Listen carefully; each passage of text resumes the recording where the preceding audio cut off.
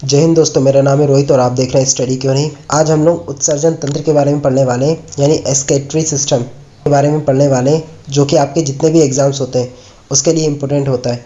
और आपको जैसे पता है, ये वीडियो मेरे द्वारा बनाई जा रही है। और दोस्तों, इसमें हम लोगों को कुछ भी डीप में पढ़ने की ज़रूरत नहीं है, क्योंकि एग्जाम्स में इतना डीपली नहीं पूछा जाता है। आपसे नॉर्मल क्वेश्चंस पूछे जाते हैं, तो हम भी उसी हिसाब से पढ़ेंगे। हम भी नॉर्मल क्वेश्चंस देखेंगे जो आपके एग्जाम्स में पूछे जाते हैं।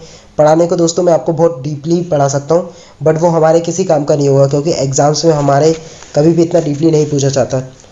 तो दोस्तों, सबसे पहले हम लोग देखते हैं कि उत्सर्जन तंत्र क्या होते हैं।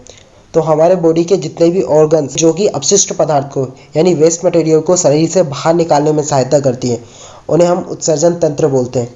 और ऐसे ऑर्गन्स जो हमारे बॉडी से अपशिष्ट पदार्थ को बाहर निकालने में मदद करते हैं, उनको हम लोग उत्सर्जन अंग बोलते हैं। तो आपको समझ में आ गया होगा कि उत्सर्जन क्या होता है। हमारे शरीर में बहुत सारे ऑर्गन्स होते हैं जो कि उत्सर्जन अंग की तरह कार्य करते हैं, जिसमें से एक किडनी, लंग्स, स्किन, लीवर और लार्ज इंटेस्टाइन है। यानी आपके बॉडी में जो आपके वृक्क पाए जाते हैं, यानी किडनी पाई जाती है, वो फेफड़े, त्वचा, यकृत और बड़ी आंत आपके बॉडी में उत्सर्जन अंग की तरह कार्य करते हैं। दोस्तों, बात करते हैं किडनी की। मनुष्य के शरीर में 2 जोड़ी किडनी पाई जाती हैं, जो कि सेम के आकार की होती हैं। और हमारे बॉडी में जितने भी मूत्र का निर्माण होता है वो किडनी के द्वारा होता है। यानी जो हमारा ब्लड है वो किडनी के द्वारा फिल्टर होता है, और जो उसमें जितने भी हानिकारक पदार्थ होते हैं वो किडनी के द्वारा फिल्टर हो जाते हैं। और जो किडनी का कलर होता है वो गहरे भूरे लाल कलर का होता है, और इसमें लगभग 10 लाख से ज़्यादा पतली पतली नालियाँ यानी नलिकाएँ टाइप की पाई जाती है, जिसको नेफ्रॉन कहा जाता है। आपसे कभी भी कोई भी पूछे कि किडनी की क्रियात्मक और संरचनात्मक इकाई कौन सी है, तो आपको लिखना है नेफ्रॉन। किडनी के 2 काम होते हैं, एक तो होता है उत्सर्जन। एक तो ये आपको पता है कि वेस्ट मटेरियल जितना भी लिक्विड होता है, मूत्र वगैरह का निर्माण होता है, वो किडनी से होता है। और दूसरा ये परासरण नियमन का कार्य करता है। और आपने सुना होगा कि जो किडनी होती है उसमें स्टोन भी पड़ जाता है। तो जो वो स्टोन होता है वो यूरिक एसिड, कैल्शियम ऑक्सीलेट और कैल्शियम फॉस्फेट के कारण बनता है। कई बार एग्जाम्स में आपसे पूछ लिया जाता है कि किडनी में जो स्टोन बनता है वो किस किस एलिमेंट से मिलकर बना होता है, या उसकी संरचना किस टाइप की होती है, तो आप बता सकते हैं। और स्पेशली ये एसएससी में ऐसे क्वेश्चंस पूछे जाते हैं। और दोस्तों, अब हम बात करते हैं लंग्स की, यानी फेफड़ों की। आपको पता है कि फेफड़ों से हम लोग ऑक्सीजन लेते हैं और कार्बन डाइऑक्साइड छोड़ते हैं, यानी ये गैसों के विनिमय के लिए इंपॉर्टेंट है। और वेस्ट मटेरियल के रूप में यहाँ पे कार्बन डाइऑक्साइड निकलता है, इसलिए हम लोग इसको उत्सर्जन अंग के रूप में लिया है।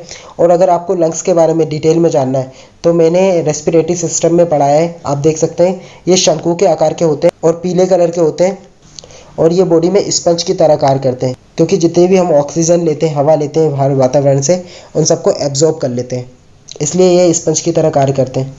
अब बात करते हैं स्किन की।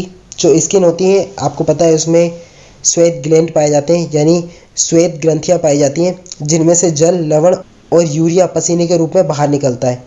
और इसमें तेली ग्रंथि भी पाई जाती है, यानी ये तेल का स्रावण भी करता है, इसलिए इसको उत्सर्जन अंग में रखा गया है। तो आपको याद रखना है स्किन के बारे में। अब बात करते हैं लीवर यानी यकृत। और दोस्तों, आप सोचते होंगे कि यकृत किस तरह से उत्सर्जन अंग की तरह कार्य करता है, तो हम लोग देखते हैं। और दोस्तों, जो यकृत होता है उसका फंक्शन होता है, जब हमारे बॉडी में कभी भी अमोनिया की क्वांटिटी ज़्यादा हो जाती है तो ये एंजाइमों की सहायता से अमोनिया को यूरिया में कन्वर्ट कर देता है। और अमोनिया जो होता है बॉडी के लिए हानिकारक पदार्थ है यूरिया के कंपेयर में। और दोस्तों, मृतक आरबीसी के हीमोग्लोबिन के टूटने के कारण, जो कि यकृत में टूटते हैं, पित्त वर्णक का निर्माण यानी वाइल पिगमेंट का निर्माण होता है, जो कि पित्त रस यानी वाइल जूस के साथ यकृत में पहुंच जाता है और गुदो द्वार से बाहर निकाल दिया जाता है मल के रूप में, है लार्ज इंटेस्टाइन।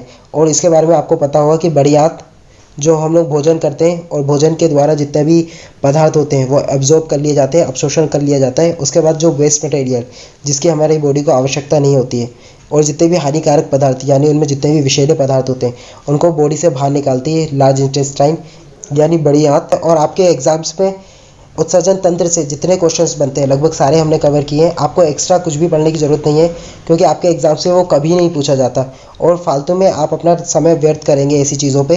इससे अच्छा आप कुछ ऐसे सब्जेक्ट पढ़ लें जो आपके एग्जाम्स के लिए उपयोगी है। और दोस्तों, ये video SSC, PSC, NTPC, railway जितने भी एग्ज़ाम होते हैं सबके लिए इम्पोर्टेंट है, तो इस वीडियो को देखने के लिए थैंक यू।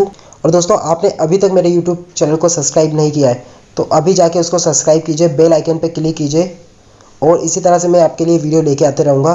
तो मिलते हैं नेक्स्ट वीडियो में। जय हिंद,